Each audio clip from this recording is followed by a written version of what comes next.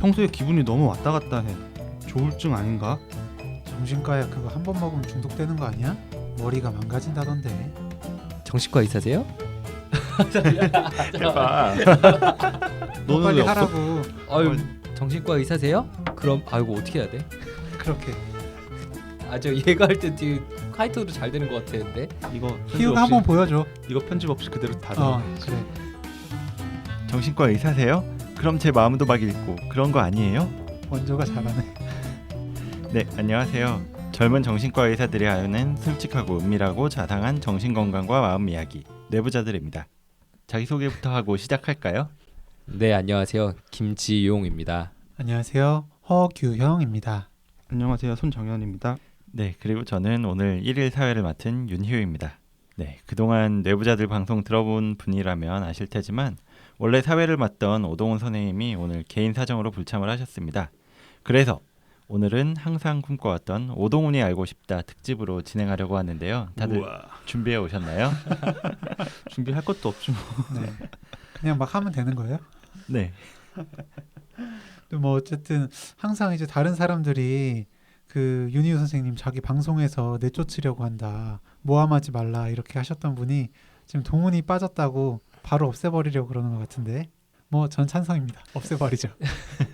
저희가 뭐 솔직히 알고 있는 많은 얘기들을 하면은 오동훈 선생님의 사회적 위치가 끝나버릴까봐 너무 걱정이 돼서 뭐 너무 심한 말은 하기 힘들 것 같지만 저도 오늘 동훈이가 없다는 얘기 들으니까 그냥 뭐 신경도 안 쓰고 옷 입을 수가 있더라고요. 그냥 옷장에서 마음대로 옷 꺼내서 입고 왔는데 막 목걸이 막 반짝거리고 반짝거려. 지금 아유 저 옷에 막 검은색인데 흰색으로 막 들어가 있고 이런 거 동훈이 있을 땐 저런 거 못 입잖아요. 그러니까 저 사진 바로 찍어서 잡아먹힐. 전송해야 될 것 같은데요, 오동훈한테.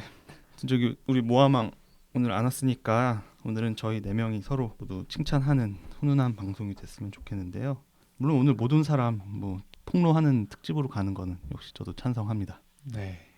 그런데 오늘 희우 표정이 정말 좋네요. 그 항상 꿈꿔오던 지금 막 웃음을 참지를 못하는데 이제 항상 꿈꿔오던 1인 방송 그때 무산되면서 이번 방송 사회 맡게 돼서 그런지 정말 좋아 보여요.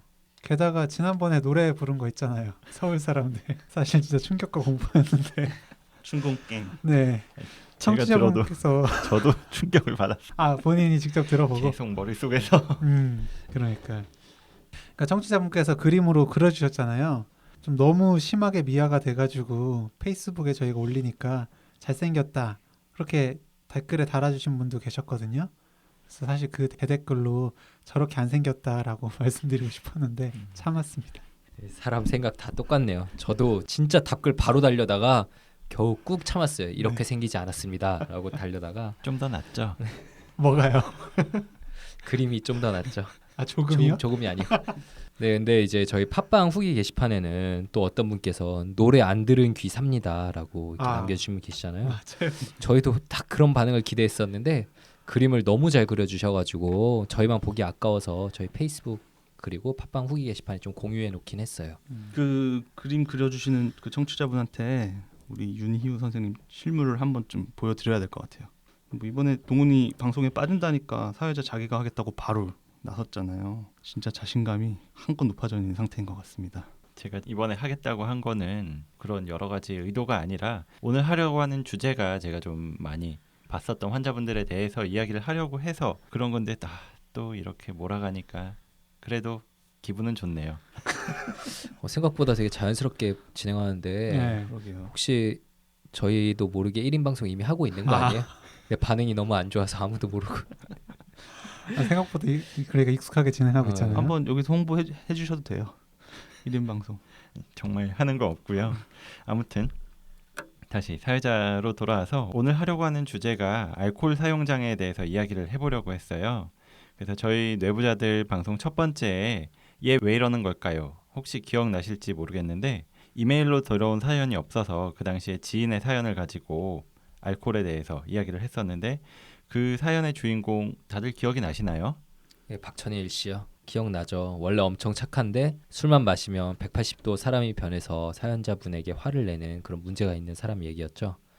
저희 오늘 되게 오랜만에 인트로도 해보고 처음 시작할 때 떠올리니까 5개월도 지나지 않은 시점이긴 한데 중간에 아쉽게 뇌부자들을 떠난 박찬일 선생님이 또 오랜만에 생각나네요. 그러니까요. 이제 천일이가 있어야지 술 관련한 내용을 이렇게 풍성하게 할 수 있을 텐데 아쉽네요. 지난번에 이제 8년째 연애 중 할 때도 그렇고 이번에도 빈자리가 참 크게 느껴집니다. 그나저나 요즘 천일이 어떻게 지내고 있나요? 지영 형이 얘기 좀 해주면 어떨까요? 채팅창을 따로 팠더니 어떻게 지내는지 모르겠어서. 저도 저의 내일 스케줄을 몰랐는데 박찬일 선생님하고 저랑 같이 키즈 카페 애들을 데리고 가는 걸로 예약이 돼 있더라고요. 그래요? 내일요? 예, 와이프분들께서 이미 제 스케줄을 다 예약해 놨더라고요.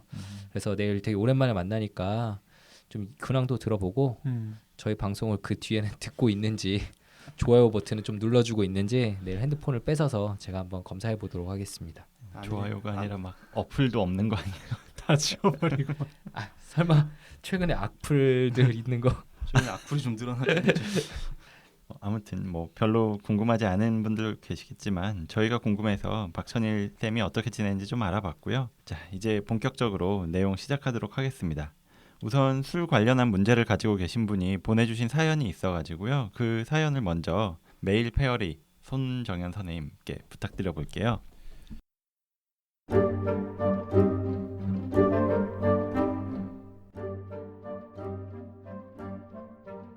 저는 30대 중반의 남자입니다. 학창 시절 때는 굉장히 내성적이고 낯도 많이 가리는 비교적 모범적이고 조용한 성격에 남들한테 싫은 소리 하나 못하는 소심한 성격의 소유자였습니다. 대학에 들어가서부터 음주 문화를 접하게 됐는데 주당까지는 아니지만 남들과 맞춰서 마실 정도의 주량을 가졌던 저는 술자리에서는 분위기도 주도하고 또 여러 술 친구들을 사귀면서 성격도 차츰 외향적인 부분이 생겼습니다. 사람들을 만나면 의뢰 술자리를 만들고 그렇게 술을 마시다 보면 분위기도 편해져서 금방 사람들과 친해지고 어울리는 편이 되었습니다. 하지만 어느 순간부터 술을 마시다 보면 적당하게 절주하는 것이 힘들어지는 것을 자각했습니다. 저의 주량은 대략 소주로 1병 반에서 2병 정도인데 분위기에 휘말려서 술을 마시다 보면 어느 정도 마셨는지 깨닫지도 못하고 그렇게 계속 마시다 보면 필름이 아예 끊기는 경우가 잦아졌습니다. 사실 20대 초반에 필름 끊기는 이런 일을 몇 번 경험하고 굉장히 자책했던 시간들이 있었습니다. 전날 무슨 일을 했는지 기억이 나지 않고 어떻게 집에 돌아왔는지도 알 수가 없어 매우 당황스러웠습니다. 그런데 그것도 반복이 되다 보니까 무뎌지고 처음 걱정보다는 제가 필름 끊기고 하는 행동들이 특별히 다르다거나 문제가 되는 것 같지 않아서 이걸 문제라고 인식하지 않게 됐던 것 같습니다. 같이 술을 마셨던 친구들의 증언에 의하면 약간 행동이 업된 것 같은 모습을 보였지만 크게 정도를 벗어나는 행동은 보이지 않았다고 했기에 안심했던 측면도 있는 것 같아요.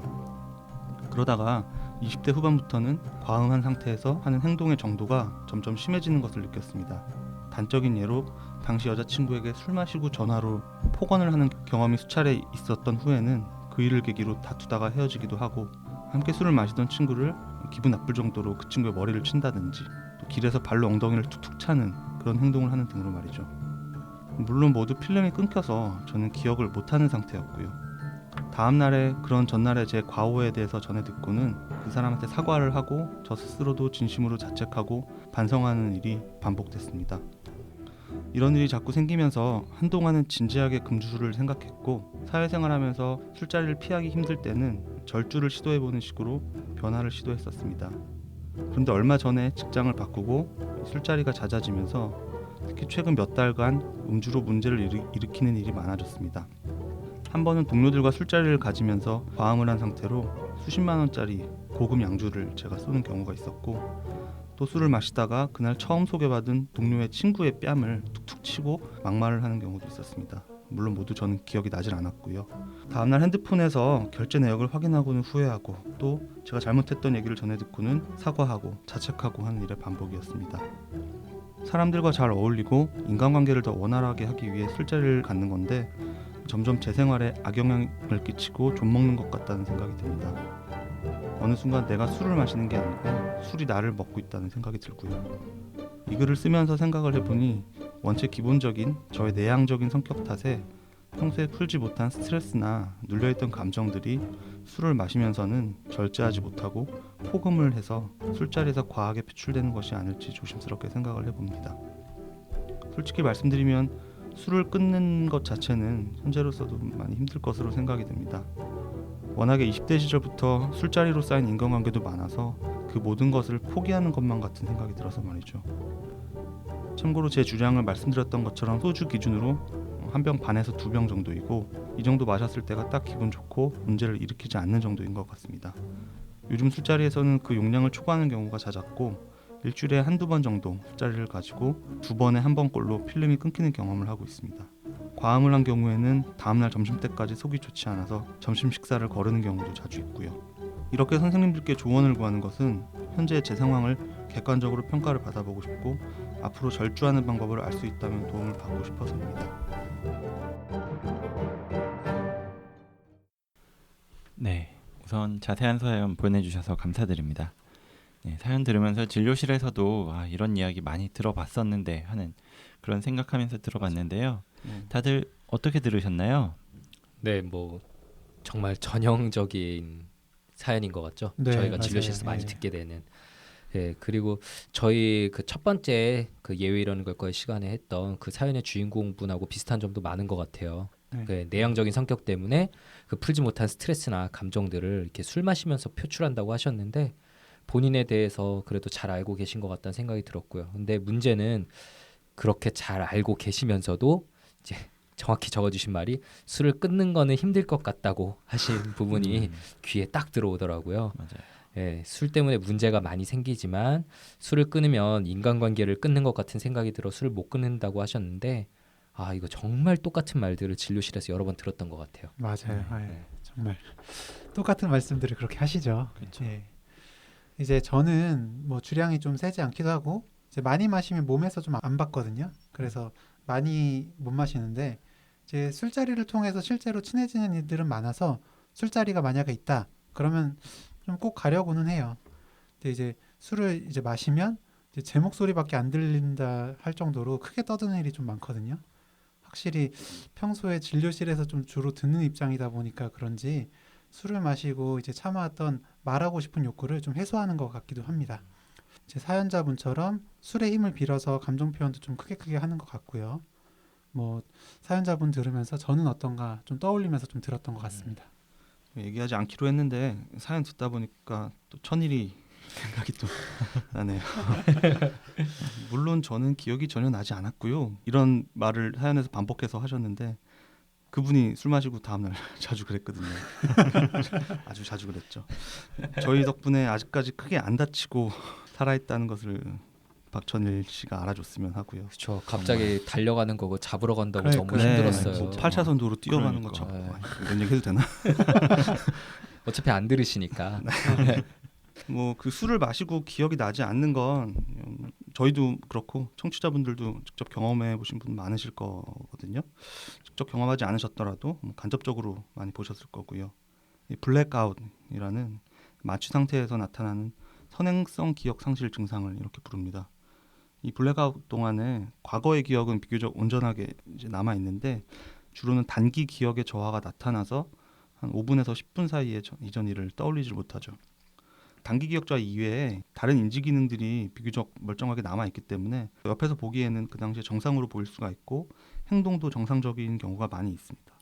물론 아닌 경우도 그분처럼 많이 있지만 술에서 깨고 나면 당연히 기억을 하지 못하는데 왜냐하면 단기 기억을 장기 기억으로 바꿔서 오래 갈 수 있게 공고화시킨다고 하는데 이 기억의 공고화를 담당하는 우리 뇌의 해마 그리고 축두엽 영역의 기능이 알코올에 침범돼서 나타나는 증상으로 알려져 있습니다.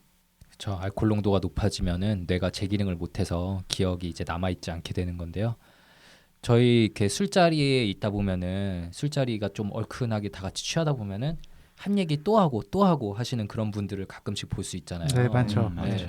근데 그리고 또 술 마시면 헤어진 이제 이성 친구에게 전화하는 사람도 있어요. 그리고 다음 날이면 나 기억 안 나는데 또 전화했더라. 네. 막 이런 사람들. 통화 목록 보면서 그쵸. 후회하고. 내가 뭐라고 했는지 기억도 안 나고. 네, 그런 사람들이 있는데 그런 경우 보통 쉽게 설명을 하면은 술 마시면 이제 충동 억제 기능이 저하돼서 술김에 확 저질러 버린 거다 이렇게 설명할 수도 있는데 다른 방식으로도 설명해 볼 수 있어요. 이제 예를 들어서 시작을 해보면 술을 마시면 여친과의 옛 추억이 이렇게 생각이 나고 그러면 이제 옆에 사람에게 여친 얘기를 하고 근데 방금 얘기했는데 그래놓고 잊고 그러고 있으니까 또 여친이 그리워서 또 추억이 생각나고 이렇게 반복을 막 계속하는 거죠. 자기가 말한 것도 까먹고.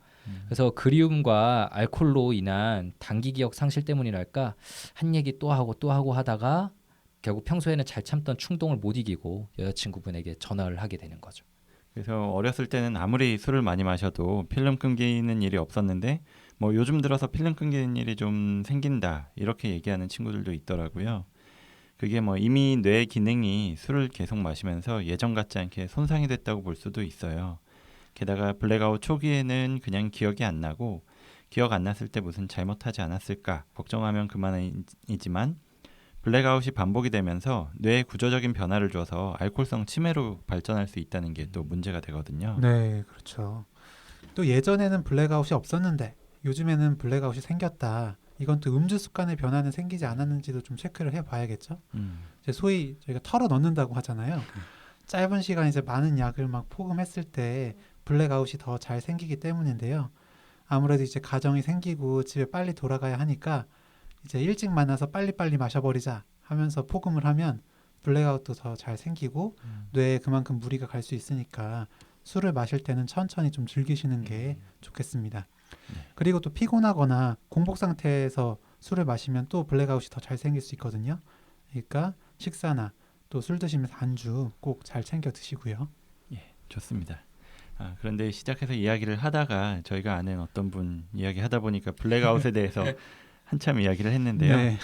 이 블랙아웃 자체가 알코올 사용 장애 진단 기준은 아니지만 선별 검사에는 들어가요. 그리고 사연 보내주신 분께서 현재 상황을 좀 객관적으로 평가받아보고 싶다고 하셨잖아요. 그러면은 객관적으로 좀 평가해 보려면 진단 기준에 좀 맞춰서 이야기해봐야 될 텐데 이분의 경우에는 진단 기준상으로는 어떤 상태라고 볼 수 있을까요? 손정현 선생님. 네. 우선 알코올 사용 장애에 대해 알아보려면 어떤 객관적인 기준을 살펴봐야겠죠.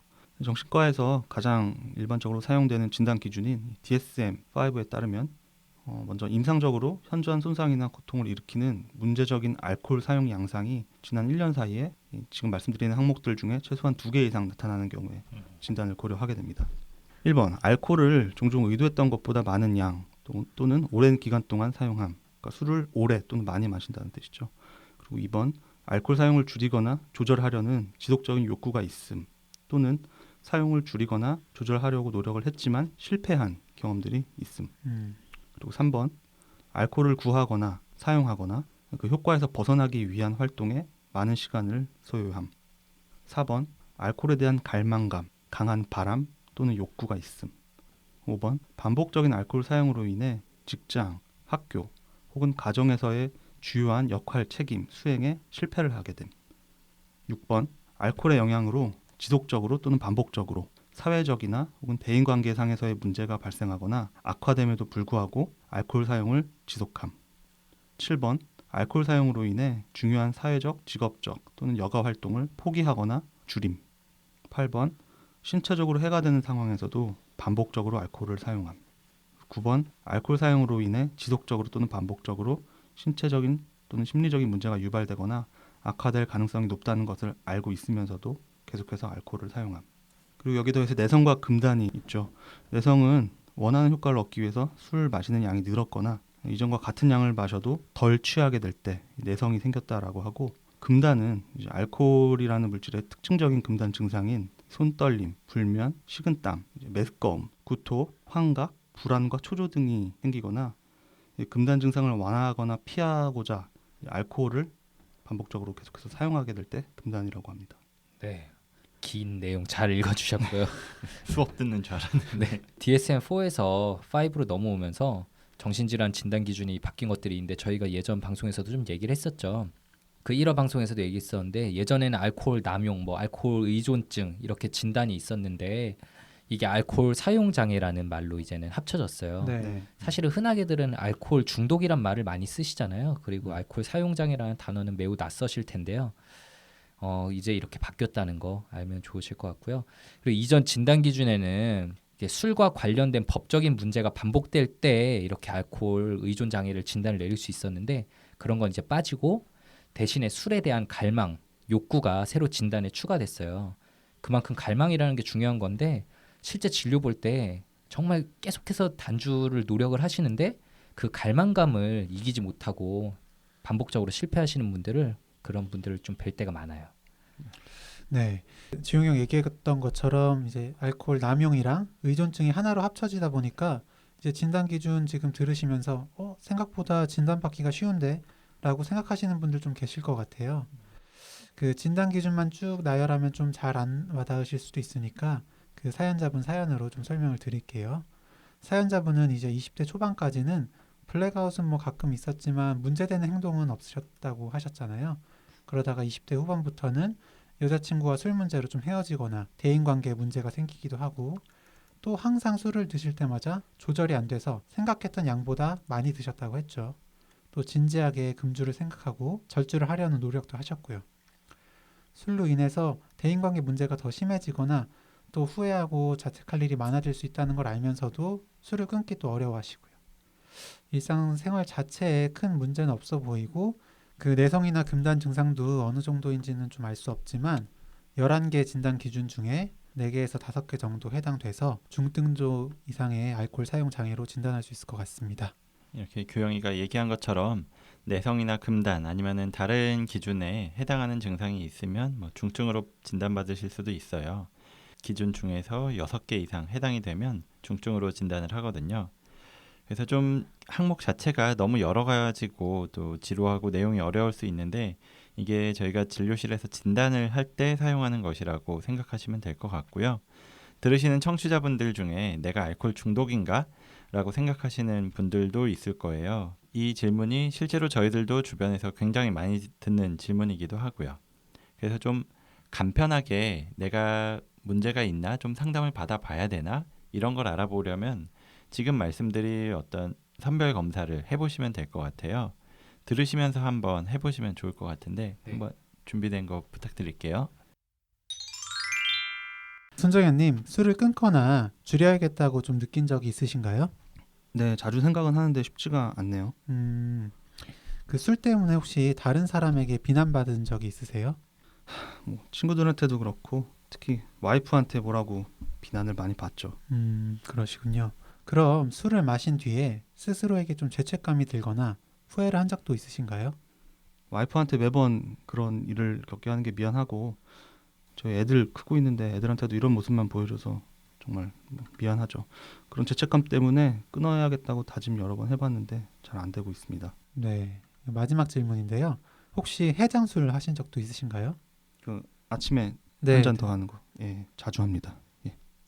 네, 방금 규영이가 이렇게 질문한 것처럼 술을 줄이려는 노력을 하는 컷다운, 그리고 다른 사람에게 비난받는지 어노이드, 그리고 술 마시고 생기는 죄책감이나 후회 길티, 그리고 해장술인 아이 오프너, 이거 4개의 앞글자를 따서 CAGE, KG라고 하는데 이 중에 2-3개에 해당하신다면 이제 알코올 사용 장애를 강력히 의심되는 상태라고 할 수 있겠고 4개 모두 해당되면 병원에 가서 검사 및 치료를 받아보시는 걸 권유드릴 수가 있죠.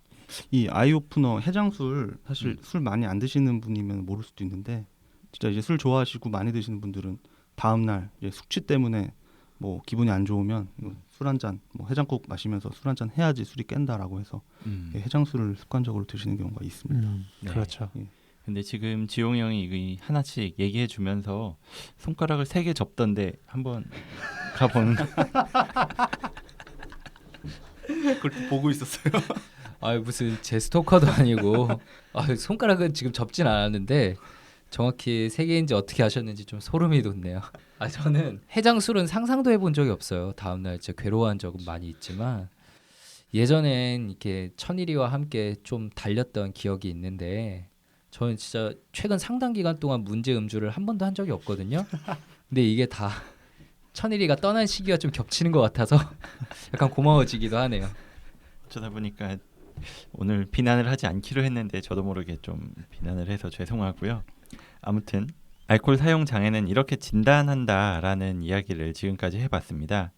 그래서 이 알코올 사용 장애를 뭐 여러 이야기를 했지만 한마디로 정의하자면 술을 조절하는 능력이 상실됐다라고 할 수 있습니다. 그래서 뭐 한 번에 많이 마시는지 아니면 소량인데 매일 마시는지 뭐 이런 패턴도 중요하고 뭐 얼마나 그게 문제가 되는지도 중요하겠지만 결론적으로 가장 중요한 건 이 사연자분도 중간에 얘기를 하셨는데 술을 조절하는 능력을 잃어버렸다는 점인 것 같아요. 그래서 한번 실제로 우리가 진료를 하면서 알코올 사용 장애 환자분들을 봤던 경험에 대해서도 이야기를 해보면 좋을 것 같아요. 정말 더 와닿을 수 있게. 네. 한번 어떤 게 떠오르시나요? 알코올 중독, 알코올 사용 장애 생각해 보면 역시 이 식이 장애, 거식증처럼 치료하기가 굉장히 어렵다는 생각이 먼저 듭니다. 저희 사연자분도 처음에 인간관계를 맺는 수단으로서 음주를 시작하셨던 건데 네. 이 술에 의존을 결국 하게 되는 이유에 대해서 이제 뒤에서 저희가 좀 더 얘기하겠지만 정말 이 알코올 환자분들은 사연자분이 말씀하셨던 것과 비슷하게 이 술이 삶을 살아가는 방식의 하나이신 분들이 많이 있어요. 자기가 주위 사람들과 관계를 맺고 이 세상을 살아가는 어떤 하나의 수단으로 삼는 분들이 많아서 끊기가 쉽지가 않은 것 같습니다. 네, 그렇죠. 지금 이제 머리에 떠오르는 분이 한 분 계시는데 이제 그분은 대기업에 입사해서 쭉쭉 승진할 정도로 굉장히 유능한 분이셨어요. 근데 원래 있던 술 문제가 좀 점점 커져서 이제 가정이나 회사에서 둘 다 좀 문제가 생기신 거예요. 평소에는 그렇게 착하실 수가 없는 분인데 술만 마시면 좀 사람이 변하셨었거든요. 결국에 회사를 그만두게 되면서 단주를 시작을 하셨죠. 치료를 하시고. 그래서 치료가 성공적이어서 이제 한 5년 이상 단주를 유지하셨는데 스트레스가 심해지면서 이제 술을 한번 다시 드셨어요. 이제 술이 센 편은 아니라서 그때 입원하셨을 때도 이제 맥주 한 병 딱 드시고 오셨는데 그때 완전 만취 상태셨죠. 근데 그렇게 단주가 한번 끊기니까 그 뒤로는 다시 단주를 유지하시는 게 좀 어려워지시고 입퇴원을 좀 반복하셨습니다. 병동에서도 정말 조용하고 매너가 있으셔서 좀 기억이 많이 남는데 5년 동안이나 유지하셨는데 이제 한 번에 방아쇠 같은 음주로 입퇴원을 반복하게 될 정도로 술이 무서운 것 같다. 이런 생각을 그때 또 했었습니다. 네. 지금 허규영 선생님 얘기하다 보니까 제 환자가 아니고 허규영 선생님 봤던 환자 옆에서 봤던 게 또 하나 전 떠오르는데 그 우리나라 주류 업계에서 네. 굉장히 큰 위치를 차지하는 분이 한 분 막상 환자로 오시는 분이 계셨었잖아요. 네, 네. 연세 많으신 어르신. 예예 그렇죠.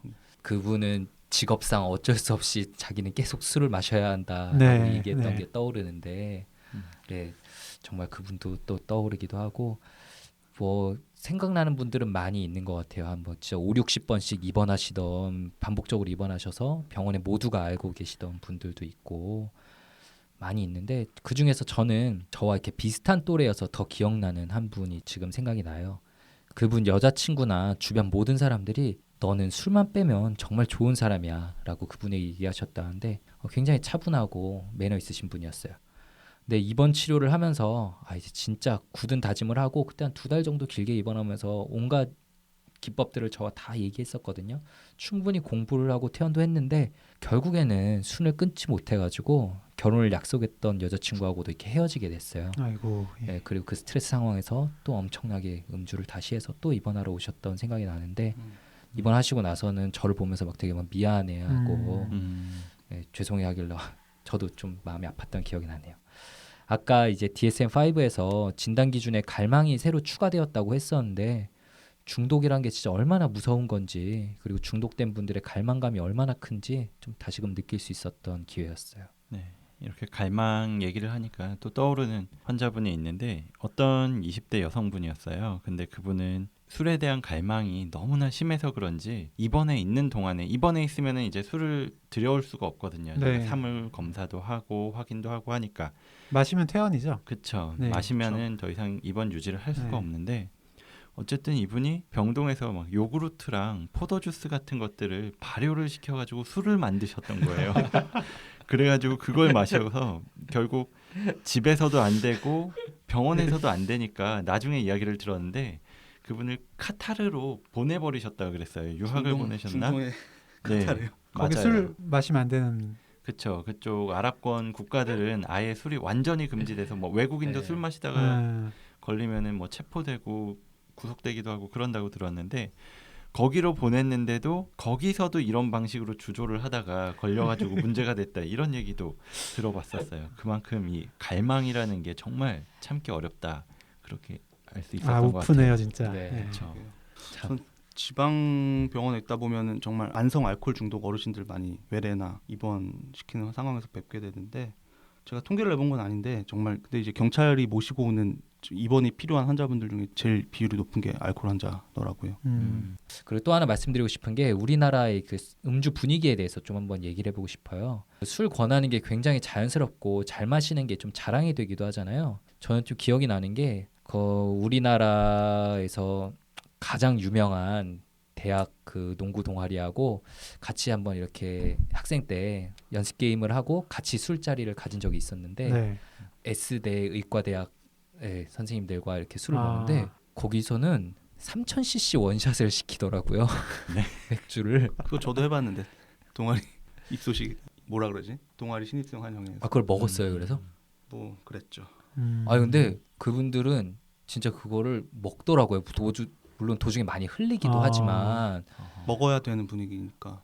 근데 네. 그 먹어야 되는 분이라고 먹을 수 있는 게 아니에요. 왜냐면은 뭐 우리도 또 경쟁 분위기니까 우리 네. 선배님들도 우리한테 막 시켰는데 그 안 돼요 당연히. 그래가지고 당연히 실패했거든요. 근데 정말 대단하다. 우리는 공부도 치고 음주도 쟤네가 1등이구나 이런 말들을 우리가 했었는데 이렇게 술을 잘 마시고 뭐 진짜 격하게 마시는 게 어떻게 보면 약간 자랑처럼 무용담처럼 되는 사회적 분위기도 있잖아요. 네. 네. 근데 술을 잘 마시는 게 자랑이 되는 이런 분위기 자체가 물론 좀 문제지만 더 큰 문제는 술을 못 마시는 걸로 이제 나무라거나 술 마시지 않는다고 이상하게 보는 게 정말 잘못된 거라고 생각하거든요. 근데 또 확실히 최근에는 이런 문화가 많이 바뀌어가는 것 같긴 한 게 아까 말한 제가 나온 이 대학 동아리는 졸업생 모임이 활발해서 요즘에도 가끔씩 가거든요. 근데 요즘은 가면 새로 들어온 후배들이 전 술 못 마셔요 라면서 이렇게 당당하게 말하는 분위기가 어느새 형성돼 있고 선배 학생들도 별로 권하지가 않더라고요. 제가 학생 때 그렇게 말했다가는 정말 그날 죽을 정도로 술을 마셔야 되는 날이었는데 저도 정말 그 동아리 계속 못한 게 술 때문에 못한 것도 있거든요. 맞아 같이 들어왔다가 나갔었죠. 네. 그런데 많이 바뀌었더라고요. 그걸 보고 이제 진짜 많이 바뀌었구나 이렇게 좋아졌구나 생각을 했는데 근데 그래도 여전히 우리 사회의 학교나 직장에서 이렇게 상급자가 주는 술을 거부하는 건 참 쉽지가 않죠. 이렇게 잘 마시는 게 장려되고 술자리 이외에 놀 거는 또 부족하고 이러다 보니까 술 문제를 가지신 분들도 이건 내 문제가 아니다. 그냥 사회가 그런 거다라고 얘기하시는 경우가 많아요. 뭐 그런 걸로 치료받는다고 그래. 주변에 다들 그런데 라는 말이 알코올 사용장애에서는 정말 쉽게 나온 얘기죠. 네. 정말 뭐 주변에서 많이 들어봤던 이야기들인 것 같은데 이렇게 알코올 사용 장애는 어떻게 진단하는지 그리고 알코올 환자분들 봤던 경험에 대해서 이야기를 해봤는데요. 지금 시간이 어느 정도 지나서 잠시 쉬었다가 알코올 사용 장애는 왜 생기고 어떻게 치료하는지에 대해서도 이어서 이야기를 해보겠습니다. 그럼 계속 들어주세요.